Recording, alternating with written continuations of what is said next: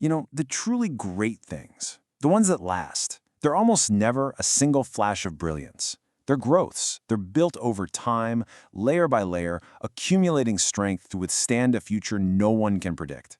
And that idea, growth, resilience, that is the absolute key to what we're talking about today.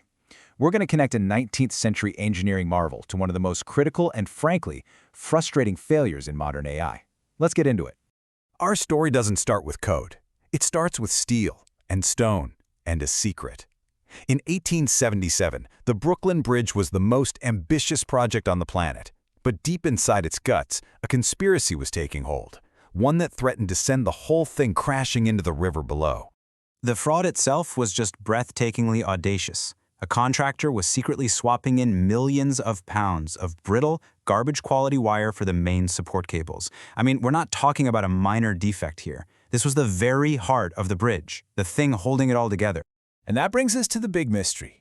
By all rights, they should have been a death sentence for the bridge. And yet, for over 140 years, it has stood strong. So what happened? Why didn't it fall? Well, the answer starts with this number, 6-1. The chief engineer, a guy named John Roebling, was, let's just say, a little paranoid. In a good way. He deliberately designed the bridge to be 6 times stronger than it ever needed to be. He built in this massive buffer, what some might call intentional waste. And here's where that waste becomes genius. Because even after they discovered the fraud, after millions of pounds of faulty wire were sealed inside the cables forever, Roebling did the math and found the bridge still had a safety margin of 5-1. He literally said it was perfectly safe. The buffer just absorbed the catastrophe. Now hang on to that idea. Okay, now let's jump forward 140 years, to right now, to a world where our most advanced AI systems are becoming terrifyingly fragile, even when every single piece looks perfect on its own. Welcome to the 95% trap. It's this maddening paradox where we build an AI model, it gets 95% on some test, and we all celebrate.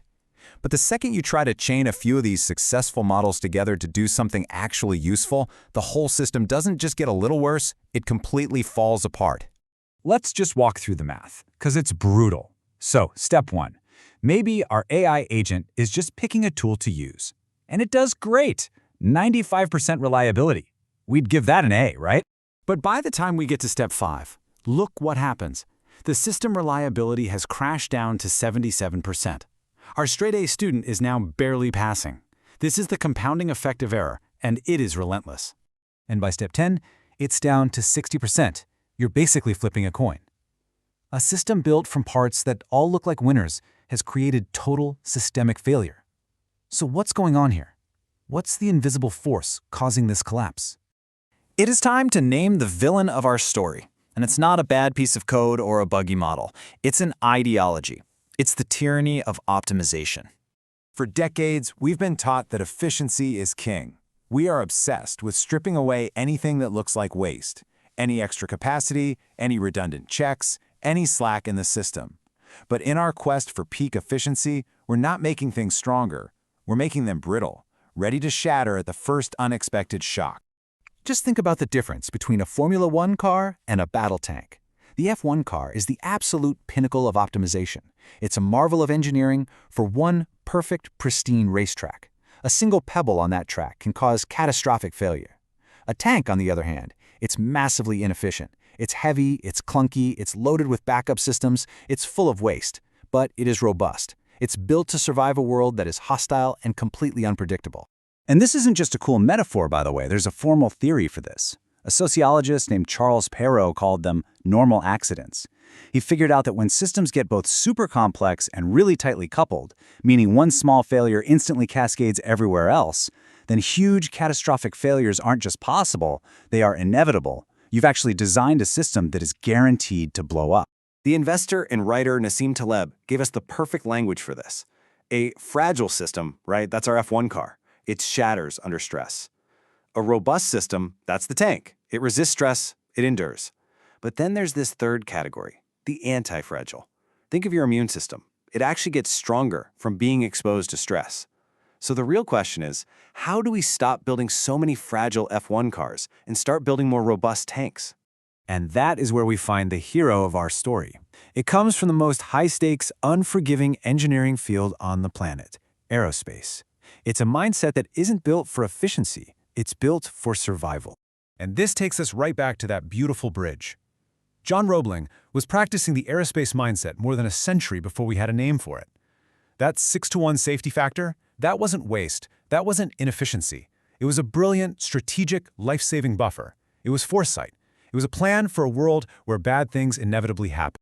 So, how do we take this exact mindset and use it to build AI that actually works in the real world?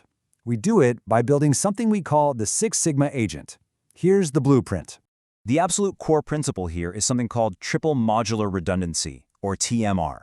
Think about a satellite hurtling through space. You don't have just one flight computer, because if it gets hit by a cosmic ray, you're done. You have three. They all do the same calculation at the same time, and then a voting system just takes the majority answer. If one computer glitches, the other two outvote it. The error is masked. The system literally heals itself in real time. Now let's apply that same logic to our AI agents, and the result is just stunning. Let's take 5 of those agents, the ones that were only 95% accurate on their own. If we have them all perform the same task and then take a majority vote, the system's combined error rate plummets to just over 0.1%. It's incredible. We've built a hyper-reliable system out of unreliable parts. This idea opens up an entire toolkit for building genuinely resilient AI. We can use TMR to mask errors. We can build in what are called digital interlocks, which are basically hard-coded safety gates. We can break big tasks down into tiny verifiable steps. And we can use this consensus voting to get to 6 sigma levels of reliability. And the workflow is actually beautiful in its simplicity. 1. Break your big, scary problem down into tiny, simple steps. 2. For each tiny step, assign a team of independent AI agents to do the work.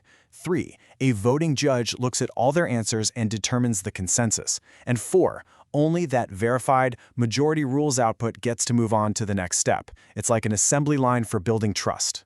So, this leaves us with one final, really important question.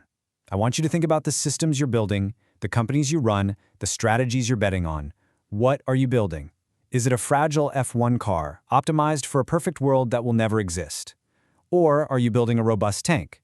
Or maybe, just maybe, you're building a timeless bridge, with the wisdom and the foresight to survive its inevitable moment of truth.